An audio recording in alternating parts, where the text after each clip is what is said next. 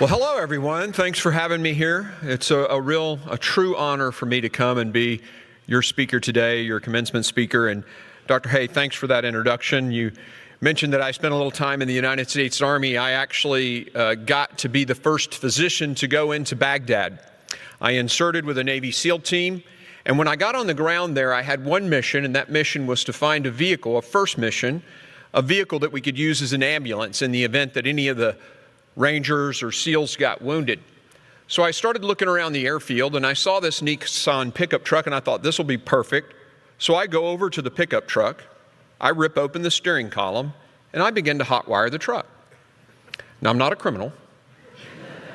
They teach you this stuff in special operations, but just as I'm about to get the vehicle started, this guy with a huge beard comes up, and he grabs me, physically pulls me out of the car.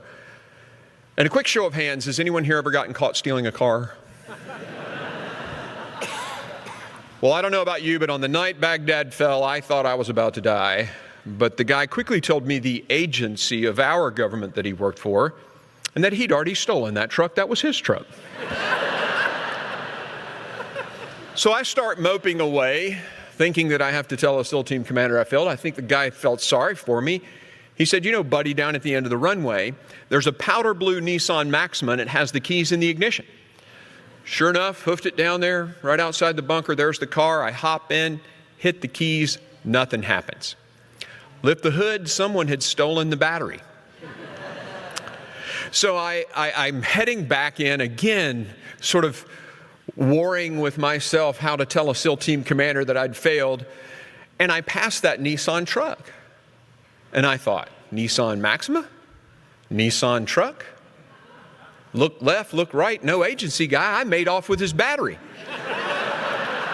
It was a perfect fit. Went right into the Maxima and pulled in. The SEAL team commander gets in. But the story doesn't end there, unfortunately. Several months later, I'm in the post exchange, in the checkout line, and in walks the bearded agency guy. He recognizes me. He makes a beeline straight to me, pokes his finger in my chest and says, hey, buddy, did you take my battery that night we came into Baghdad? Yes, sir, I'm a thief, but not a liar. I took your battery. He said, no worries, I had taken that battery out of the Nissan Maxima I sent you down to go get. With that, I never saw the guy again, but Patrick Henry students, happy graduation day. It's truly an honor for me to be your speaker today. Thank you for having me. As you take what is one of the most monumentous steps of your lives thus far. Dr. Hay, again, thank you for the great introduction, and thank you for the vision that has become this school. And Dr. Ferris, I know the faith that it took to make this happen is spectacular, and it is encouraging just to be here. Of course, I want to thank Executive Vice President Howard Schmidt, Dean of Academic Affairs Mark Mitchell, the Board of Trustees. It takes a team, and of course, all of the supporters of this amazing school. And to the educators and to the staff, your work to prepare these young men and women to be Christian leaders that our nation desperately needs is indispensable, and a heavy weight of responsibility that I know that each of you take extremely seriously. To the parents gathered here, you made the right choice. You chose to send your young person to Patrick Henry College in hopes that it would prepare them not just for a future career, but to be God-serving men and women. And to the students, okay, believe me, you got this. If you can survive Spiney's tests, you can do anything, okay? Sitting before me here today are graduating students from 23 states. Two especially from my home state of Tennessee. Go Tennessee. And we have some from 2 other countries. It's pretty amazing, diverse group of graduates. And the diversity is reflected in their majors. You've got 34% of you majoring in government, 20% in economic and business analytics, 18% in strategic intelligence and national security, 12% in classical liberal arts, 17% of you majored in journalism, history, and literature. That's tremendous. And let me tell you why it's encouraging to me. It means that we're going to have incredible Christian leaders going into every spectrum of our society. And as a guy who served this country for so much of his life, that is encouraging to me. In fact, I'm supposed to be here to inspire you, but truthfully, it's you who inspire me. I also want to encourage you that leaving Patrick Henry College doesn't mean you're no longer a part of this great institution, okay? Whether you are a part of Moot Court with 13 national championships, a student athlete, or you were baptized. Someone explained what that was to me. You each have left your mark. You each have left your mark. And as standard bearers and examples of Patrick Henry College's finest, you will continue to make your mark in whatever sphere you find yourself next. After 24 years, Patrick Henry's reputation for its academic rigor, its fidelity to America's constitutional principles, and unwavering biblical worldview stands as a beacon of hope for this great country and for our leaders, our future leaders. Additionally, your dedication to the liberal arts, classical education, the great books sets you apart. I fully believe that as Americans, we stand on the shoulders of giants, and PHC's dedication to Western civilization is evident even in the architecture that surrounds us. These elegant buildings, which pay homage to classical beauty, illustrate how the founders of this college care about nurturing every aspect of the human soul, mind, body, spirit. As Winston Churchill said, after the Nazis bombed and destroyed the House of Commons, we shape our buildings, and afterwards, our buildings shape us.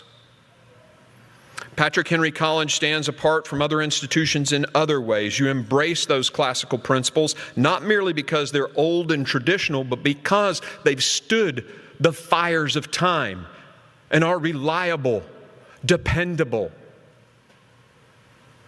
You dedicated yourselves to the study of the true, the good, and the beautiful. And even with a deliberate focus on liberal arts, Patrick Henry College also excels in training education programs, technical training education programs. Your new cybersecurity program is an excellent example. Patrick Henry's Strategic Intelligence and National Security and the Cyber and AI track will strengthen our nation's cybersecurity. And it is a desperate need right now. In fact, I think you beat my alma mater, West Point, just last year in the Atlantic Council Cyber 912 Strategy Challenge. Congratulations, by the way. It's a testament to the commitment of the school's academic rigor. And we'll get you next year. As Patrick Henry alumni, you're joining a highly distinguished club. PHC alumni have a sterling reputation nationwide. From clerking for the Supreme Court to press secretaries at the White House, your graduates have written in our top newspapers, graduated from our top tier law schools. You serve in our top intelligence agencies, federal agencies, and even in Congress on my committee staff for the Committee on Homeland Security. Today, you join their ranks. And now, graduates, as is required of all graduation speakers, I offer you the following challenge. Liberty was at the heart of the American Revolution, and it stands at the heart of America's values as a nation today. And it was for this principle that 56 brave men were willing to sign away their lives, their fortunes, and their sacred honor July 4th, 1776. And it is for this principle that hundreds of thousands of Americans have given their lives, some my friends. But when we talk about liberty, it's important to be clear about what we mean.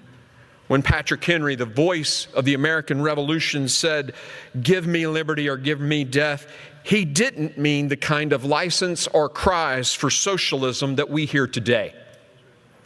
This was also not what Jefferson meant when he wrote about the right to life, liberty, and the pursuit of happiness. To our founders, liberty meant the power to do what we ought.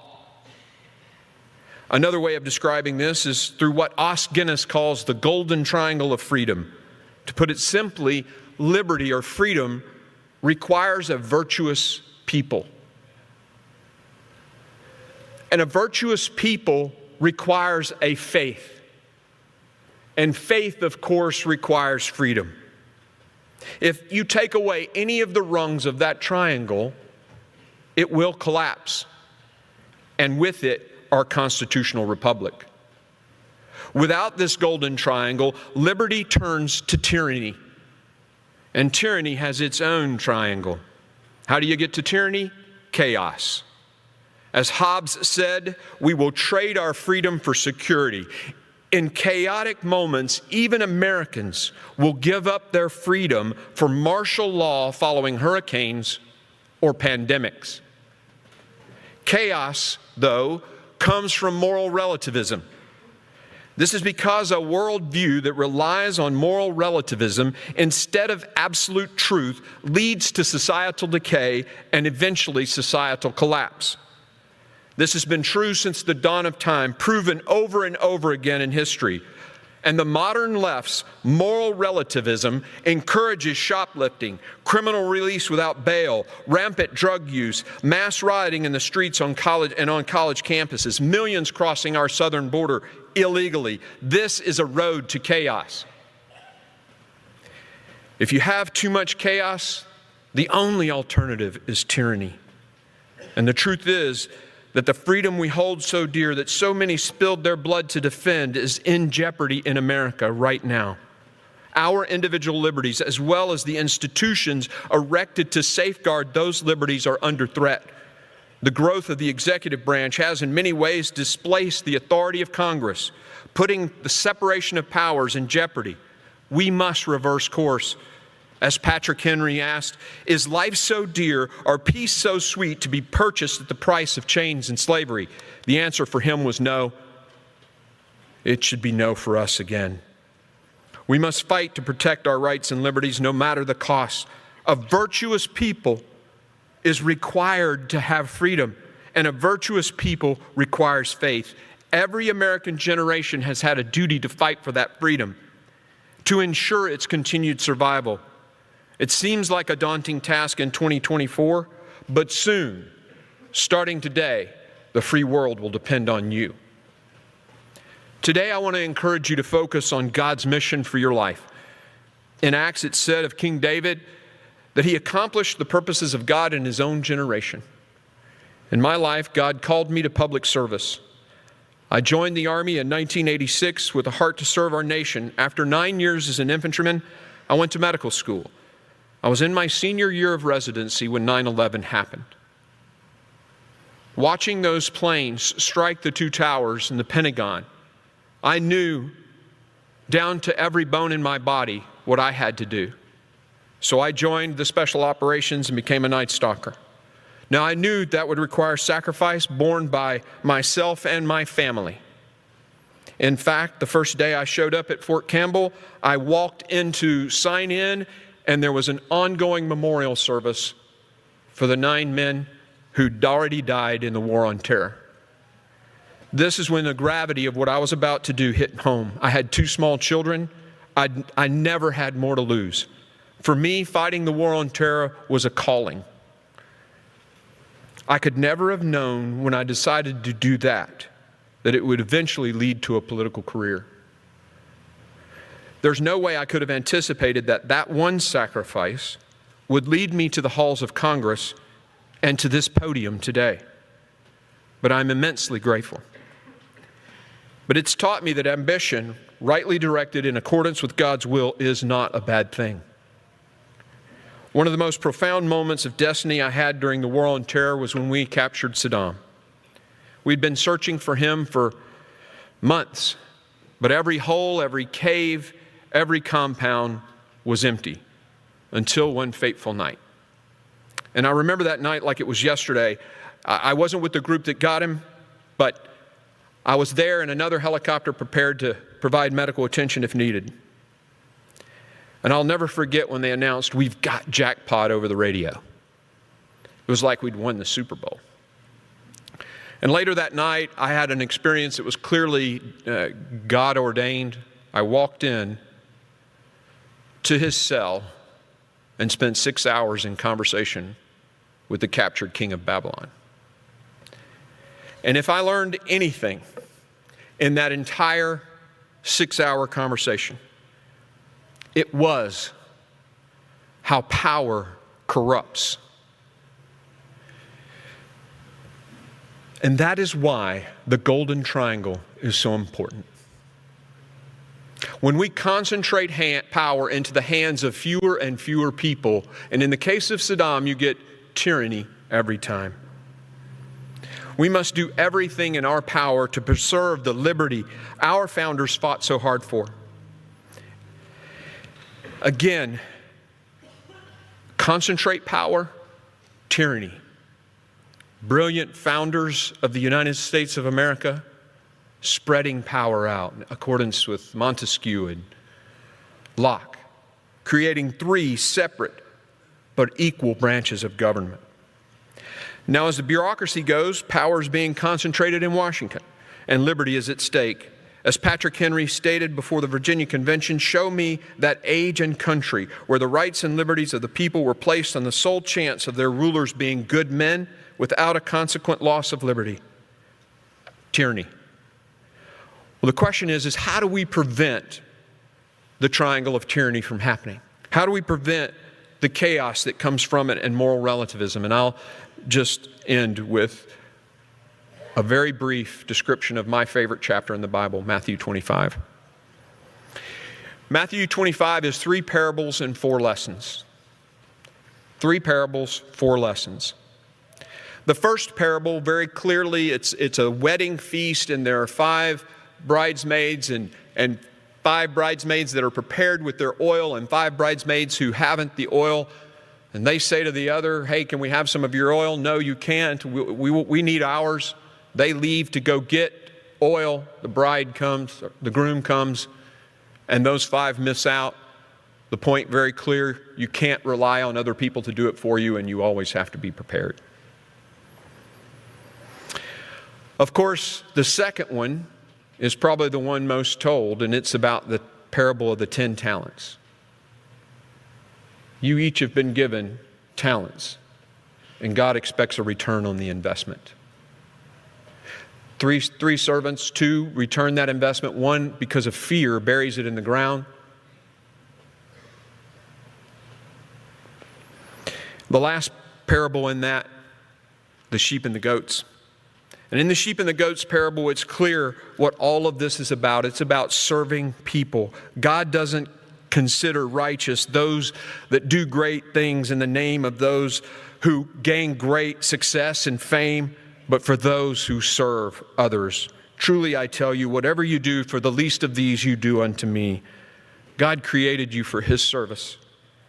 And Olivia did an amazing job talking just about that. It is about Christ, and the goal is for Him to say, "Well done, good and faithful servant," at the end of it all. And today marks a new chapter for you, a new opportunity to take the talents and gifts that you've been given and live that life of service to people.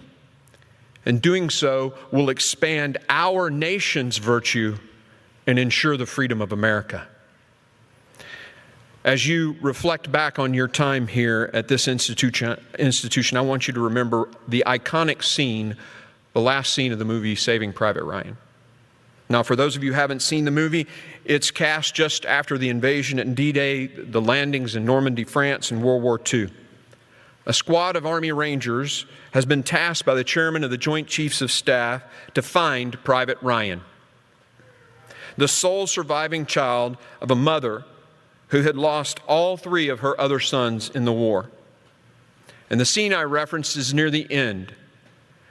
Captain Miller, the leader of that Ranger team, lies dying, propped against a Jeep tire. He's dying, and in fact, every member of his squad has already died at this point, except for one, saving Private Ryan. And the now saved Private Ryan bends over to hear the final words uttered by the dying Captain Miller.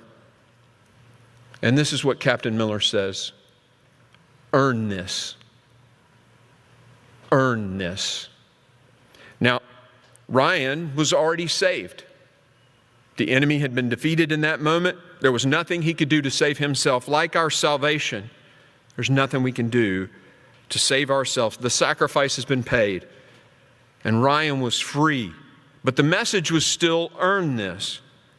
Why?